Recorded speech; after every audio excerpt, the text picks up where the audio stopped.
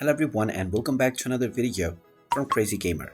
In this video, I'm going to show you how to change your email address on your EA account. So let's get started right away. First of all, open up your web browser and then in the address bar type in ea.com and press enter. You will then be taken into the official Electronic Arts website. If you haven't logged into your account already, click on the account icon at the top right corner and proceed forward with your credentials. Once you are logged in and taken into the homepage, in order to change your email address, click on the same account icon and then click on Account Settings. From this page, you will see various information about your account. Alongside the email address button, click on Edit and you will be asked to enter your email address to send a verification code. Once you submit this email and check your inbox, you will find your security code that you can enter in order to proceed with changing your email. After typing in the code, click on the Submit button and now you will be asked to enter your new email address.